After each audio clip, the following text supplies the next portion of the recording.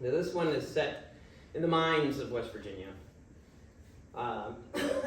And most of you probably know a little bit about coal mining, but a couple of things that you need to know. First of all, it's extremely dangerous, or at least it certainly was at the time. The miners had nothing but an open flame lantern that they would wear on their heads for light. There was no electricity in the mines. The tunnels were deep enough that if the ventilation fans stopped working, even for a few minutes, it could spell death for the miners deep in the mines, because there was not enough air circulation, and the gases that would ooze out of the coal seams could build up. There was deadly carbon dioxide. There was also the scourge of the mines, methane gas, which is highly flammable and explosive. And with an open flame lamp on your head, you don't stand much of a chance. Stephen Crane wrote an excellent essay called Into the Depths of a Coal Mine, in which he toured a coal mine in eastern Pennsylvania and wrote about it for Harper's Magazine. And it's an excellent, excellent read. It's not very long, it's a few pages, like magazine article length. But if you ever wanted to get a true picture of life in a coal mine, look up that article. It's Stephen Crane's Into the Depths of a Coal Mine. And I can't recommend it enough, it's great. Anyway, I'll give you a short quote from the magazine to start, and then I'll tell the story. The story is called The Miner and the Music Box. They have carried the war into places where nature possesses the strength of 1,000,000 giants. Sometimes their enemy becomes exasperated and snuffs out 10, 20, 30 lives at a time. Usually, she remains calm and takes one at a time with method and precision. She need not hurry. She possesses eternity. Man is in the implacable grasp of nature. She need only tighten slightly, and he is crushed like a bug. His loudest shriek of agony would be as impotent as his final moan to bring help from that fair land that lies like heaven over his head. The Miner and the Music Box. As you now know, I was born and raised in West Virginia, and as you undoubtedly know, she is a state rich in coal. The history of coal mining in West Virginia goes back to a time before she was even a state, and unfortunately, the history of corruption, negligence, and tragedy goes back almost as far.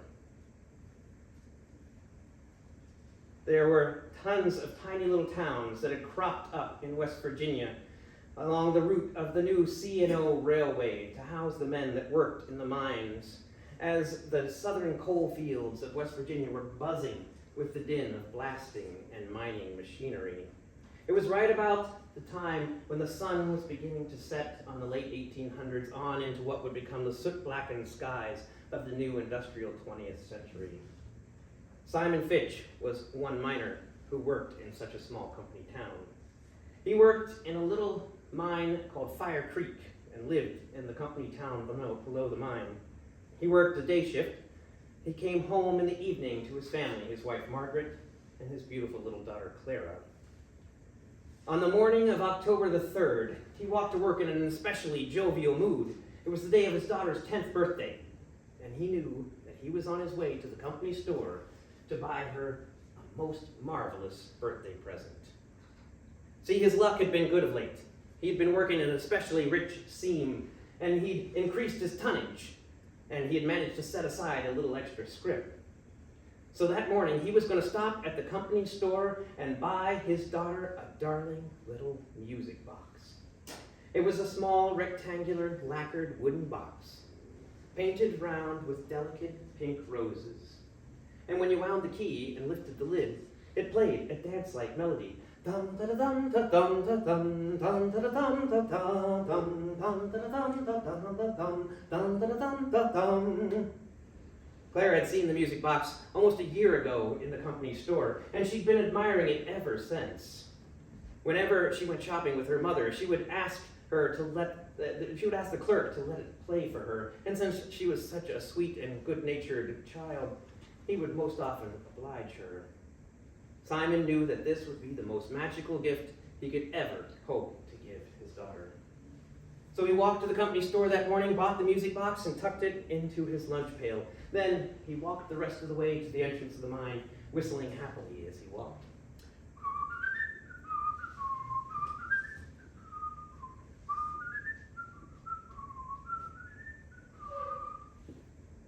When he got to the entrance of the mine, he stepped into the cramped metal car that would take him on down into the bowels of the mountain. As he went to sit down, the darkness closed in around him, so he lit up his carbide lantern. When he got to the bottom, the cage slowly opened, and he stepped out into the gloom. Pools of complete darkness marked the entrance to the various tunnels. And as he walked forward, other flickering lights came forward until they materialized into grinning skeletal faces of the men coming off of the second shift and heading home. They were soot black in the face, and all that showed were their teeth and eyes, greeting him cheerfully as they traded places in the mines. Simon walked off to find the deputy for the day's assignment. It wasn't the assignment he had been expecting. You see, the foreman of the mine had gotten wind of an inspection that was to take place in a few days. This was basically a brand new concept at the time. But the foreman knew that there was an area of the mine that had been closed off years ago as being unsafe and unprofitable, but that the closure had been done very sloppily and hastily at the time. He knew that this could cause problems for the inspection. So he had ordered Simon and his laborer, Walt Samuels, to go down to that old section of the mine and check it out, make sure that the area would pass muster, and to clear away any problems that they found that would cause problems for the inspection. This was a job that would not pay, because they would be mining no coal. But nonetheless, Simon and Walt dared not argue, because jobs outside of the mine were rare indeed. So grudgingly, they picked up their tools and they headed off into the gloom. They walked straight for 400 yards, then left and right through a series of other turns that Simon and Walt had memorized well, as did any miner that did not want to find themselves lost deep in the belly of a mountain, wandering for days in a pitch-black labyrinth, trying desperately to find their way to the light above. As they walked on deeper into the mine, the sounds of the mine became more distant and distant echoes. The huge churning breaker machines in the sheds at the surface where the picker boys worked through the coal. The braying of the scared and half-blind mules who lived their lives in the underground stables. The constant rumble of the coal cars as they passed on the tracks. And the high ting of the miners' picks all slowly faded, till now there was just the sound of dripping water and a low, distant rumbling.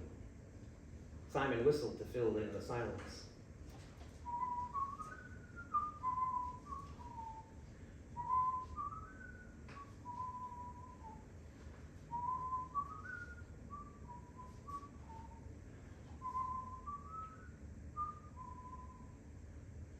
By the light of their carbide lanterns, they turned the last corner and looked down towards that old closure. They shook their heads, for they could see that a small cave-in caused by the sloppiness of the supports had largely blocked the passageway, and that they would now have to clear all this away before they could even inspect the timbers of the closure itself to see if they were in good shape. This would take them pretty much the whole day.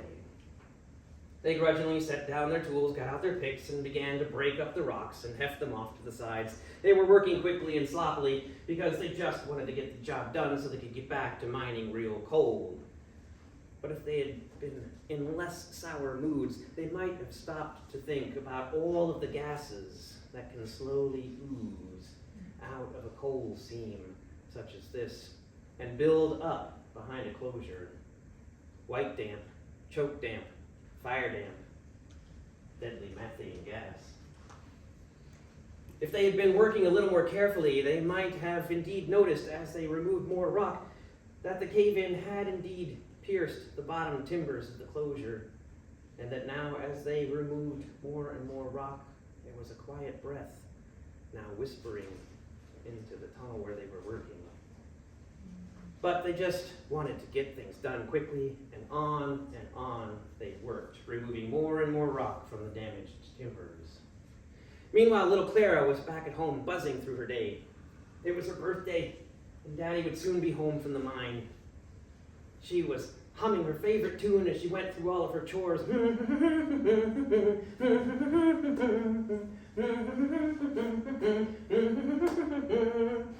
Now she was in the kitchen helping her mom.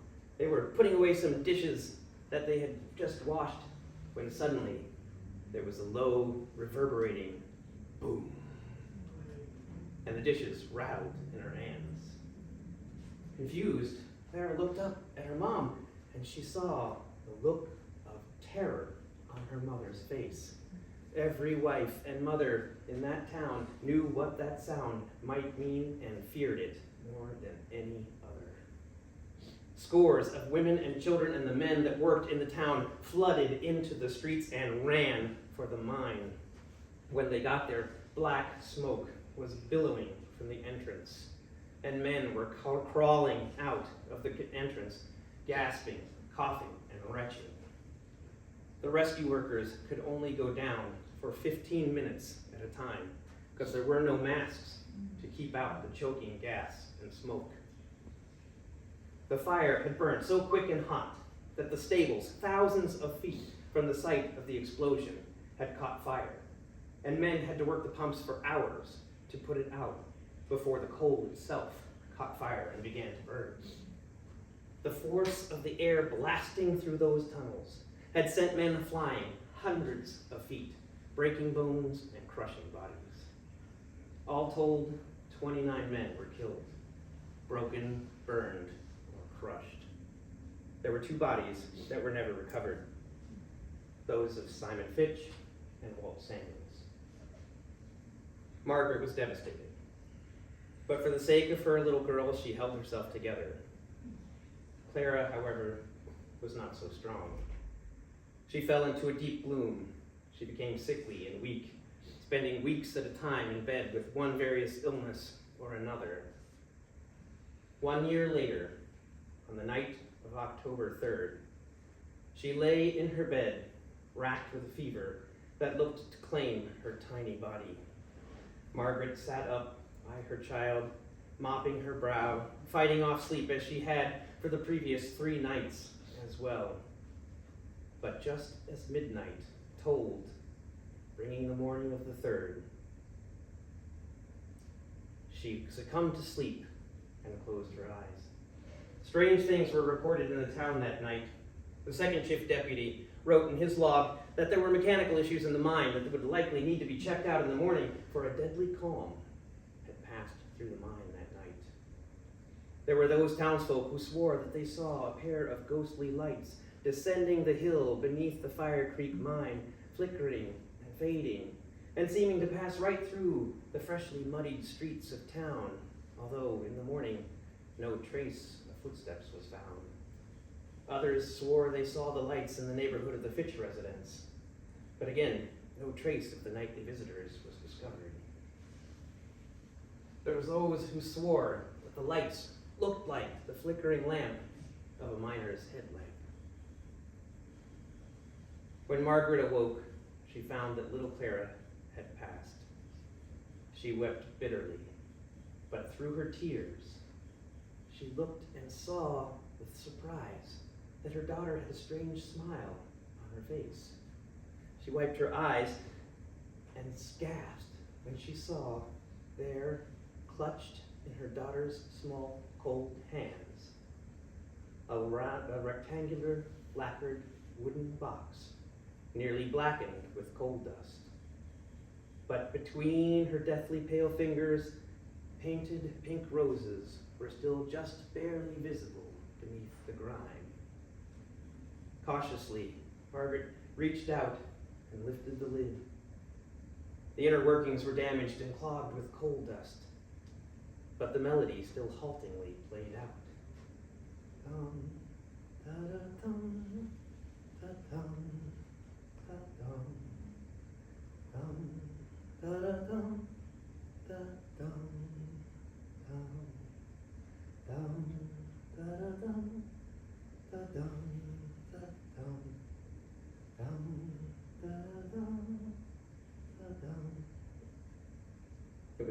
birthday, and Clara finally had her beloved music box. Little Clara was laid to rest in a quiet corner of the cemetery, right next to the marker that they had placed for her father, although they still had never recovered his body. They had laid her in the ground, still clutching that music box, as no one had the heart to take it from her. Over the next few years, occasionally folks still reported seeing a pair of ghostly lights descending the hill beneath the Fire Creek mine or in the corner of the church cemetery. But eventually, the mine at Fire Creek dried up and was closed. The company town was abandoned, and most of the structures were torn down or moved. To this day, no one is exactly sure where that little church graveyard stood. But there are those in Fayette County, West Virginia, to this day, who swear that if you go out on the night of October the 2nd, just as midnight brings the morning of the 3rd, you will see a pair of ghostly lights descend the hill beneath the mine, and lead you on to a quiet spot in a meadow where you will find a crumbling stone wall. And if you listen in that spot, you will still hear the faint sounds of a music box wavering